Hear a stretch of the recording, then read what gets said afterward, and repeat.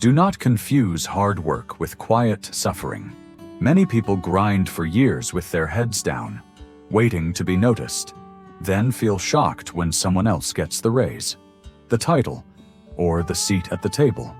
Today's story shows why effort needs wisdom, and why true value is measured not only by what you do, but by how clearly you live, teach, and protect your worth.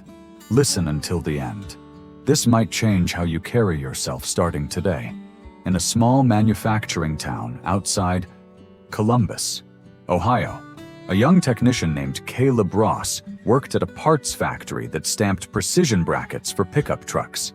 Steel sheets rolled like ribbons. Press machines thumped at a steady beat of about 60 strokes per minute. And the air smelled faintly of oil and hot metal. Caleb knew every sound on that floor.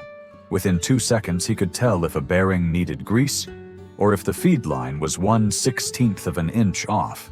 He had a mentor, Mr.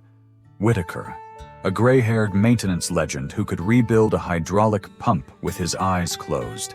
The old man's advice sounded simple. Show up early, speak less than you listen, and become so good they cannot run a shift without you. Caleb took that to heart. He worked double shifts, skipped long lunches, stayed late to finish changeovers, learned the press, the laser cutter, and the PLC screens. He became the person they called when the line stalled at 2 in the morning. But Caleb had another habit too. He never advocated for himself. He believed excellence would introduce him. It did not. Years passed. New hires with half his skill were promoted to team lead. A supervisor role opened and went to someone who spoke loudly in meetings and kept a tidy spreadsheet. Caleb's pay barely moved. 50 cents here, 75 cents there, even as he handled weekend call-outs and midnight emergencies that saved the company thousands of dollars per hour. One evening he stopped by Mr. Whitaker's garage. The old man handed him a bottle of iced tea and said, "Son, you look like a man trying to set a broken bone with silence." Caleb exhaled and told the truth. "I have done everything you taught me. I am the first one in and the last one out. When they are stuck, I fix it. But I am still the dependable guy, not the promoted guy." Mr. Whitaker pointed at a small lighthouse painting on the wall. "If a lighthouse burns steady, ships find their way and do not crash. Nobody claps for lights that just do their job. But if the light goes dark once, every captain notices. And if it keeps going dark, they build a new one. Reliability builds trust. Absence tests value. Repetition invites replacement. Know your worth without playing games." The words stuck. But only halfway, a month later, after another passed-over promotion, Caleb tried an experiment. He took a Friday off. The plant struggled. Output dipped. On Monday, his manager called him in and said, "We need you full-time on line 3. You are the only one who keeps it humming." The praise felt good. His heart said finally. His head said try that again. He did it again the next quarter. Same result. People noticed he mattered. Then he stepped 1 inch past wisdom. He called out on a critical audit day, thinking this would prove he deserved the lead. But this time the plant had quietly trained 2 new techs. The line sputtered and then stabilized. When Caleb returned, the manager thanked him for his past work and handed him a notice. Production restructure. Role eliminated. The company had found a way to run without him. Caleb drove home on I-71 in stunned silence. He had given the company his 20s, the holidays covered, the midnight alarms, the burns on his forearms, and now he was gone. He parked by the river, watched the current carry brown leaves under the bridge, and thought of the lighthouse. He had dimmed his own light to be noticed and kept dimming, forgetting that trust is a bank account. Make enough withdrawals and the account closes. He texted his mentor. "I messed up. Come by," came the reply. In the garage, Mr. Whitaker did not scold. He rolled out a folding chair and set a violin on the workbench. "You ever play?" Caleb shook his head. The old man drew the bow across the strings. One pure, steady note. People think, value is volume. It is not. It is tone. It is clarity. It is being tuned. He set the bow down and looked Caleb in the eye. You learned half the lesson. If you disappear once, folks realize how much you carry. The second half is this: make your value visible while you are present. Teach, document, speak, set boundaries, advocate. If you do not, people will notice your absence more than your excellence. So what do I do now? Caleb asked. Inventory. Integration and invitation, Mr. Whitaker said. Inventory your worth. Write down what you have saved, solved, and streamlined. Use numbers. Minutes per changeover you shaved. Dollars per hour you recovered. Safety issues you prevented. Americans understand numbers. Integrate your value into a system.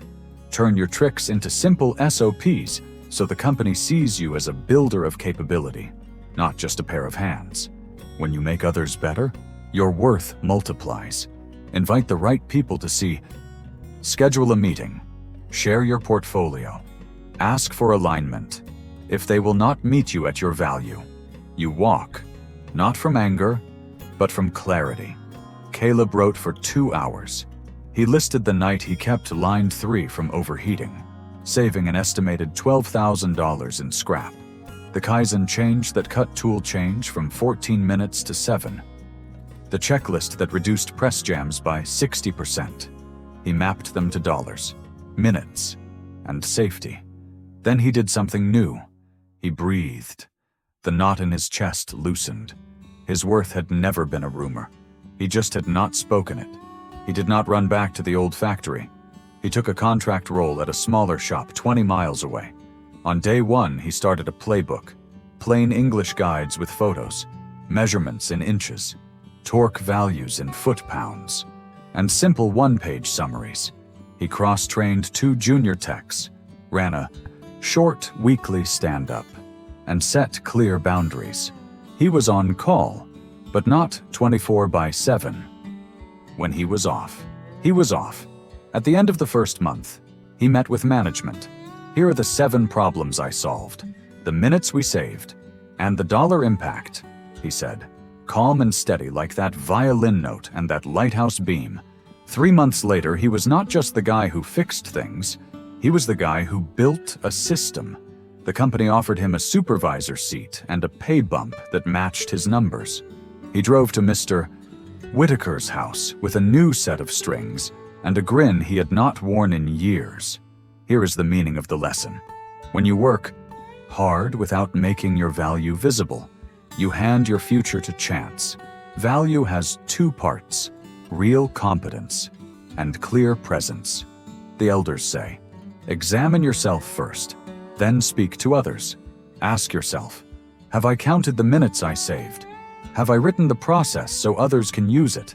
Have I taught someone else to do it? Only then ask for alignment. There is a folk saying, the slow ox drinks muddy water. Slow is not about being thoughtful. It is about missing the right moment to speak. From Buddhism comes the Phonte reminder of impermanence and right effort and right speech. Do the work with steady effort. Speak with truth and kindness. Let your light be steady without clinging to praise. From Christianity comes the call. Let your light shine before people. Matthew 5-16, and the worker deserves his wages. Luke 10:7. Do good work and let it be seen with humility, and ask for fair honor. Practical counsel follows. Do not play the absence game to be missed. Testing once may reveal importance. Repeating it burns trust.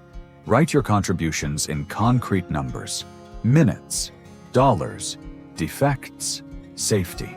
Turn your know-how into simple steps so others can follow. Speak up with a humble tone. Ask for alignment, not favors. Set clear boundaries so reliability can grow. If a place will not respect your value, step away in peace. Not from anger, but from clarity.